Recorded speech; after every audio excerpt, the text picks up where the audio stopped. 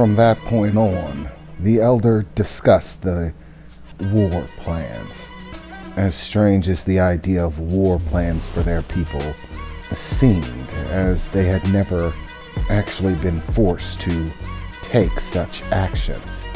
War was new to them, but they would have to be decisive.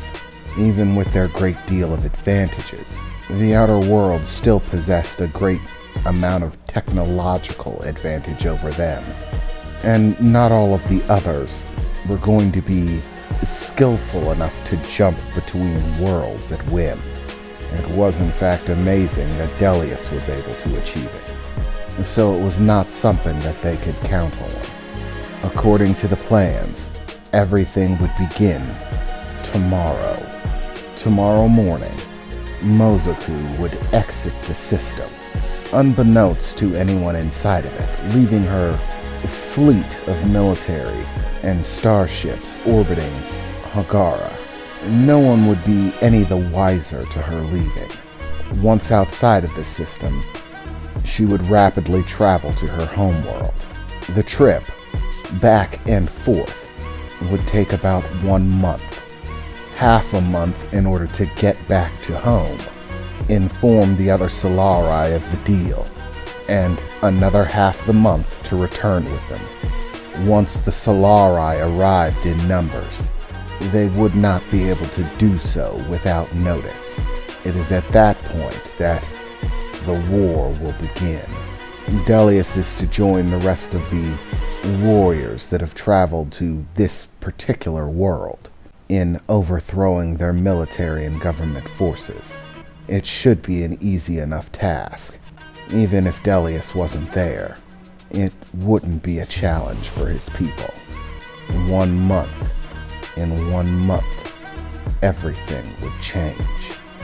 So many different thoughts rolling through Delius's mind as the driver for his vehicle slowly made his way back to Delius's place of work. Whilst Delius was completely lost in thought, he arrived back at the location where he started, hopping out of the car and beginning to head inside as he began to feel raindrops falling on his head, looking up to the sky and feeling it patter down on his face.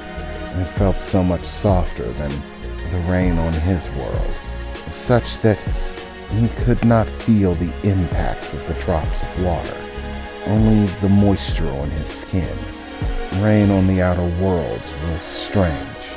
It neither felt cooling nor warm. All he could feel was the actual moisture itself. There was no temperature to it, and yet somehow it still seemed soothing, as if it were trying to wash away the shame in Delius's heart as he lamented his failure, unable to find a better way to resolve the situation, thinking of all of the people on this world that he knew, that he was friends with. What would they think of him? What about Asa, back on his homeworld? How would she react to this?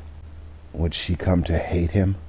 The idea made his stomach turn, and yet again filled him with more shame and sorrow at all that he could possibly be losing.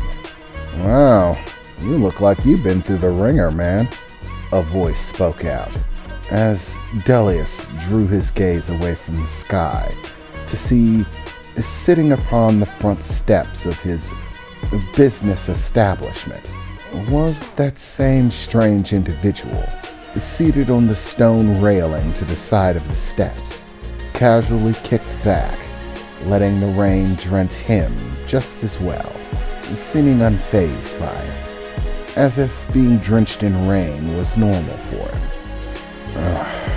"You again," Delius said, in a voice of exhaustion, as he really did not want to deal with this. "Didn't I tell you to simply give me your information to my assistant? I really am not in the mood for this."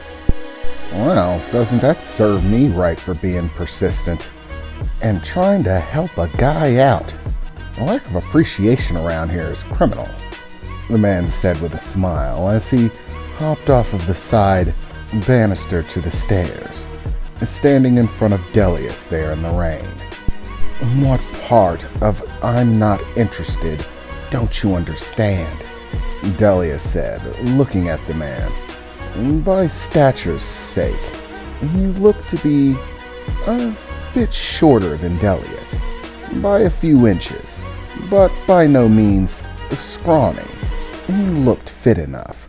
However, Delius knew better than to make assumptions based on appearance.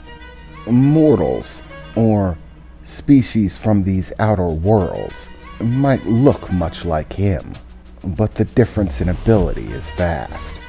You know, standing in my way isn't really a good idea, especially in the temperament that I'm currently in, Delius said, staring at the man, blocking his way up to his business suite. Who said anything about blocking? The guy said, shrugging his shoulders. I'm not blocking anyone. I just want to have a chat with you, that's all. A little bit more of an in-depth one. Try to get through some of these barriers.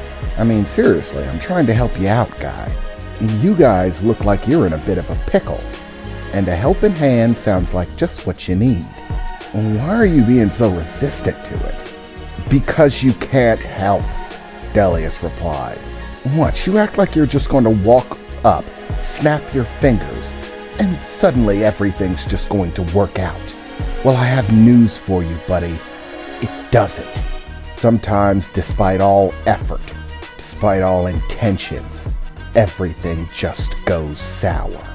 No one gets what they really want, and it all just turns to shit, Delius said, still mulling over the things that he was told, the new directive of his people. So, I'm just having one of those days right now, Delius said, looking back to the man. I am not in the mood. So, since you want to be so persistent, claim that you can be so helpful, I'll make a deal with you. You have 3 hours. I'll give you 3 hours of my time, help you get past the clearance checks like you want, and we'll see how beneficial you can be. Now we're talking, the man replied, beginning to smile. I wouldn't get so happy just yet, Delius replied, looking at him very seriously, dead seriously. If, within that 3 hours, you don't prove yourself monumentally useful, I'm gonna break every bone in your body. How's that for a deal? 3 hours to prove you're worth spending any time on at all.